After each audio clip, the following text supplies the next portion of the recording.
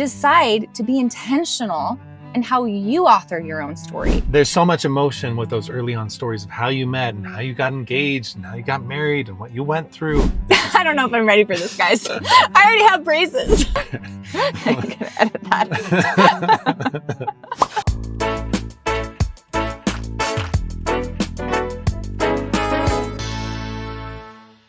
All right, guys, welcome back. Today, we want to talk about you. We want to talk about your story and the story that you tell about how you met your spouse and what implications that has on your marriage now and how adjusting and looking at that story from a different angle could change your marriage. First, I just want to talk about my braces because I hate them so much and it's so hard for me to talk with them. I got braces last week, so I'm going to have an engaging smile in a year from now, but I just had to get that off my chest. She's got a little bit of a list. But I just don't want to talk with these, but I still love this podcast and we're still going to keep going. Braces, no braces, obstacles. So how can we look at this story that you're telling about your braces and that they're going to be good for me in the future? They're just... My mouth's adjusting. My mouth's all cut up. I've had these for a week. So all those people with braces, you know what I'm talking about. I need to be using my wax. I need to be using my wax. Glad to get this off my chest. This is getting gross real quick. But stories. Yes, we want to talk about stories. So the stories you tell, what's cool about stories is stories indicate so much of what's going on internally. So how you say it is an indicator of what your mind's deleting, what it's distorting. Right? Remember, you've got those billions of bits of information coming into your mind every second, and you're consciously aware of about 10 of them. Yeah. So your mind has to filter out certain ideas, certain experiences, and the way you tell your stories is a powerful indicator of that. Well, and I think at the foundation of any philosophy book is the fact that humans, we're different than animals and other species, partly because we're able to make meaning out of things, out of our experiences in our life. We don't just live them passively. As we have an experience, we make meaning out of that experience. And every culture does this a little bit differently. That's what makes diversity so fascinating about humanity. Depending on where you live, the origin story of creation is different, but we all have one because we all need meaning in our life. And so we all do that to a different degree. And again, it all depends on your upbringing. The stories you tell are highly influenced by the religion you're born into, the parenting style of your parents, your economic status. All of those things influence your unique story and the way you filter and tell stories about your experiences in your life. Yeah, exactly. Some might even say that these stories are built into our DNA, right? Yeah. For thousands and thousands of years, humans are storytellers. And so when you're analyzing your story right now, looking back on your marriage, looking back on how you met your spouse, I want you to take a second and think about that story and look at it. Notice what comes up. And notice, too, stories are highly hypnotic. So however you're telling the story now is going to feel real. It's going to feel like reality. But how you tell that story on a good day versus bad day, drastically different. I like to ask my clients sometimes, if you had the title of your marriage, like if it was a book, what would the title be? Or if it was a newspaper article, what's the overarching, what's the arc of that story? And what is the story you make that mean of your marriage? So if you've done any sort of marriage help or reading or research, you've probably come across the name of John Gottman because he's the #1 leader as far as marriage research and therapy goes. And something he talks about a lot is he can predict divorce when he talks to a couple based on how they tell the story of their marriage, how they met.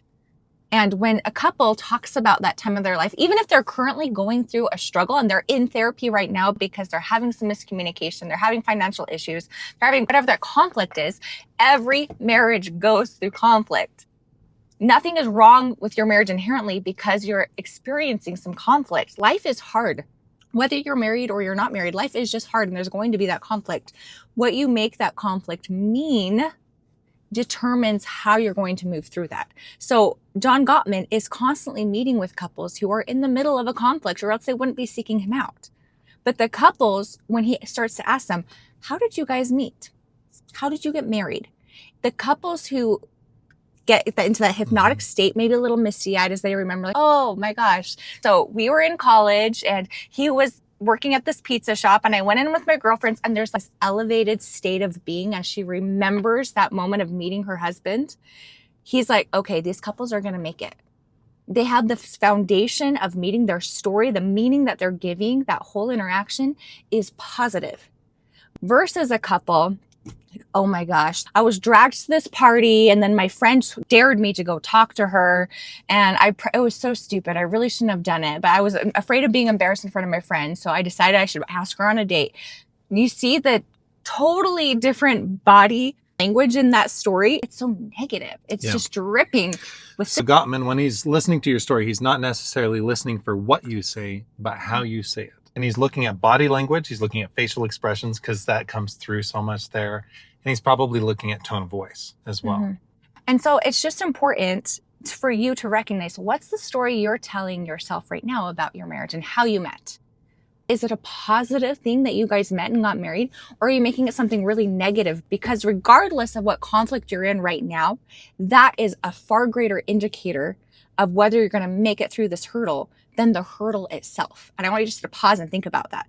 The way you are framing the story, your origin story, has a more powerful indicator on your ability to make it through this hurdle and stick together and come through victors on the other side than the actual conflict you're facing. I want to talk a little bit about some stories that in our marriage that we tell. Let's do it. Right? Especially early on, because like I said, there's so much emotion with those early on stories of how you met and how you got engaged and how you got married and what you went through. And some of them can lead to you feeling this immense sense of accomplishment and love and enamored towards your spouse, or embarrassment, right? Mm-hmm. Or frustration or conflict. Lately, I've been noticing, so this is real, this is raw. I don't know if I'm ready for this, guys. I already have braces. I can't handle it. It's not about you because the story that I tell is a reflection of me. So even if I'm criticizing you, it's all me, babe. Okay. I'm just joking. This one literally doesn't have anything to do with Julie, except for it was our story of not how we met, but how we got engaged. And I've noticed as I'm listening to my sister just got married, right? So way to go. Her, they're doing great. As I'm listening to people's cute, elegant proposal stories, I've noticed in myself the emotions that come up when I think about my proposal to you. And my proposal to you was kind of goofy. It was convoluted. It was this, I made a fun little scavenger hunt that lasted multiple days before it culminated. How fun is that? Right. And so in my mind, I'm listening to these fun, elegant stories, going up into the mountains, staging everything, getting it all nice, and thinking back on mine, feeling a little embarrassment, when in reality, I can notice that embarrassment and start to realize, oh my gosh, why am I being so critical of myself in that moment? Or you might notice, why are you being so critical towards your spouse too? In reality, what does that say about me, about my personality as a young 20-year-old? I like stories. I like experiences. I like making games and playing games, right? And I wanted to involve you and bring you in on this little adventure that started. Can I just say it was fun. When I get into actually telling the story, is silly. It was cute. We went on a fake airport. We did. Airplane ride. I enlisted everybody in our church. And they played the part. Everybody that lived in our little apartment. It was so fun. They dressed up with like baby dolls and they all had these reasons why they were flying somewhere. So it was convoluted, right? It was this big thing. And I just got to say how it started. I was just bored doing my homework in the BYU library. And I noticed this old 15th century Chinese desk. And I thought, I wonder what's in those drawers. And I opened it up and found somebody's love letter from the 70s. And he stole it. And I stole it. It was like, well, it was old. They left it there decades ago. And I built this like. It was probably someone else's proposal. To start our, that's true. It could have been.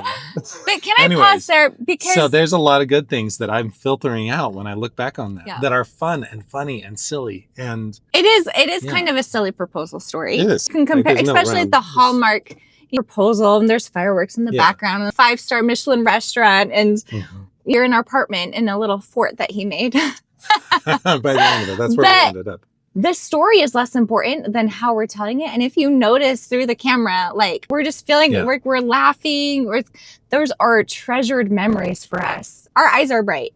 And so even though he said there's a little bit of embarrassment when I compare it to other people's stories, but someone could be sitting here and going through something hard in their marriage and thinking back to the 5-star Michelin restaurant with the fireworks and talking about how the steak was cold and the waiter wasn't attentive and noticing those negative things. So this is a perfect example of how this story itself, what happened, is less important than the meeting you made it. Yeah. And we look back on that with fondness, and we were silly, young college students. And that's the thing too, is when you're looking at your story now, and if you notice any embarrassment or those feelings come up, like for me, it's me comparing me now to other people's proposals, not me back then. Right. Yeah. So me now, I wouldn't propose like that. I'm a different person 10 years later. But it got him what he wanted. And it was uniquely me back then. It was uniquely us. And we got to experience that together. Can we jump from our stories to stories that we hear other couples say that I think are problematic? Mm-hmm. And I know that they believe them, that this is just true. But I want to emphasize that it is also just a story. Some of those that come up for me, and add anything that you think of, when somebody's going through a difficult time in their marriage, they say things like, we were so young. We just got married so young. As if that is the reason they're going through this difficult thing now. Because if you actually break that story down, there are other couples out there who got married very young and are very happily married despite the challenges they've gone through. You're always going to find a couple who got married younger than you did, who's doing better. And there's also couples out there who waited until their mid-30s or older who are struggling and are on the brink of divorce. And their story is, we just were so set in our ways. We were so old. And it was hard to combine our finances because we were just too old when we got married. And so you can always pick apart that story and see that's not a direct correlation. The fact that you got married so young is not the reason that you're going through this struggle right now. Right. And young is a relative term too. Yeah. Like young for you, someone else is going to look at it and say it's not so young. My grandpa turned 101 this year and they got married young. Right. But for him, compared to where he is now, I mean, getting married at 30 would be young. One that I hear coming up, and what I want you to notice too, we got married so young. It's not the story, but there's a lot of meaning packed behind it. Because you could flip that and be like, we got married so young and so fast, right? We were young and we knew what we wanted. We didn't know a lot of things, but we wanted each other. And and we've had to learn and grow together through all those hard, difficult, like figuring out our career, figuring out our first house. You could say that getting married so young helped you grow closer together. And I would say if you're noticing those things and saying, we got married so young and so fast, and so we had all these challenges, my opinion, and you might differ from this, is that if you're still feeling that pain and feeling like that was a problem, what happened 20 years ago, 15 years ago, whatever, it's because you haven't finished growing through it, right? If it's finances and you're like, we got married so young and we sacrificed, we had kids so early and we just didn't get to go on these things, right? You have not gotten to the spot financially where you can look back and see the blessing of it, where you've dug yourself out of that hole. If it's relational or communication issues where you're having a hard time communicating with your spouse, well, we got married so young, we didn't really know, and we just don't really mesh. It's because you haven't grown to that spot where you do mesh and look back and see it through different eyes. You're not at the ending of that story yet. That was just the beginning. And you're going through those climax parts where you're like, I don't know how it's going to end. But guess what? You get to decide. The story never feels good in the middle. And that's what's actually so compelling about stories and about movies, right? We like that in a movie because you're growing through it. It doesn't feel so good in real life. A few other stories that I'm thinking I hear, I wasn't ready to get married. I didn't really want to get married. I just felt pressured. Someone else made me get married, right? Whether it was my religion or my family of origin, my parents really wanted me to get married. And we oft put our agency and our choices onto other people because we don't want to take responsibility for the fact I made this decision because there's something that Terry Real, who's a famous marriage and family therapist, teaches that I really love. And he talks about how we are inherently very selfish and we can't make large decisions without considering ourselves. And so you just have to take ownership of, yes, there might have been some pressure to please someone else, but you did make that choice to get married. And if you were to actually go back to that time and place, you had more reasons to get married than not get married, or else you wouldn't have gotten married. You really wouldn't have, because we are self-interested creatures. We do things for our own self-interest.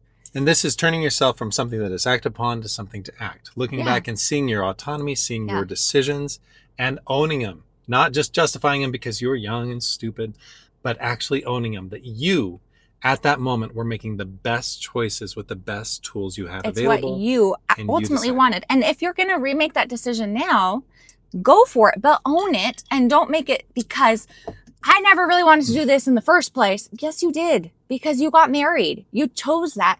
You can redecide that now, but don't do it from, Yeah. I hate that story.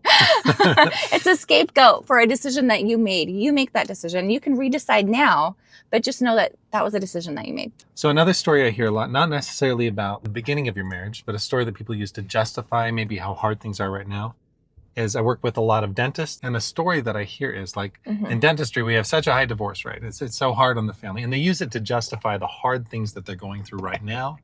But the danger with the story that you tell yourself and perpetuating that story, and I don't care about the statistics, I care about the danger of the story that you're telling right now, is that your mind will filter and delete and justify that story. Yeah. And be like, oh, that must be really true because actually this part of our marriage is really tough. Yeah. When what you've got with your spouse is a marital issue, not a job issue. And I don't care about the statistics, I care about the danger of the story that you're telling right now, is that your mind will filter and delete and justify. But if that's your focus, is looking for, oh, we're in this job that's really hard, we're probably going to have some marriage issues, you start looking for them, right? And it's all you're going to start noticing because you're deleting the positive experiences, because our brain does that. It's not capable of noticing everything at the same time. We're only capable of noticing a small percentage of our environment, of what's going on at the same time.